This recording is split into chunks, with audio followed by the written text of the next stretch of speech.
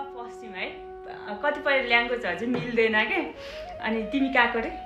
बाजुरा ऊ अछाम म दोलखाली है कतिको फरक हुँदो रहेछ एउटा दुईटा यसो के शब्दहरू चाहिँ फरक हुँदो रहेछ भनौँ है त है त्यो के अरे स्टार्टिङमा चाहिँ बिहानलाई के भन्छ बिहानलाई छकाला अनि बेलुका बाहा अनि पिठोलाई धुलो म पश्चिम घुम्न जाँदाखेरि क्या धुलो मिच भन्छ म त कहाँको धुलो भनेर भुइँको धुलोहरू यसो हेरेको पिठो भनेर रहेछ धुलो कहाँ छ भनेर अनि त्यहाँबाट रोटीलाई रोटा है अनि त्यहाँबाट माइती घर जानलाई मैताला के भन्छ अनि पराई घरलाई चाहिँ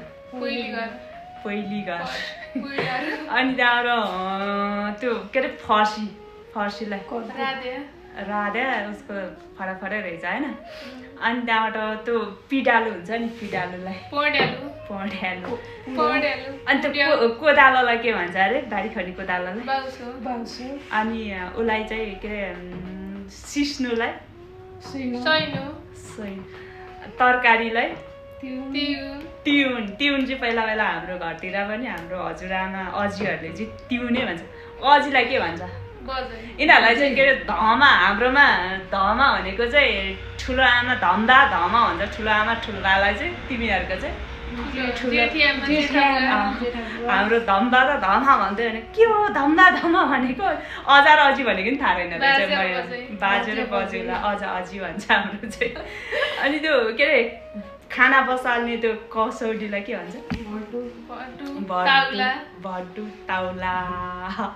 अनि अरू त्यो के अरे फुपू भन्छ तपाईको निनी यो फुपू त हामी सबै ठाउँमा यतातिर नि अनि आन्टीले के भन्नुहुन्छ तपाई चमा हामी आन्टी भन्छौँ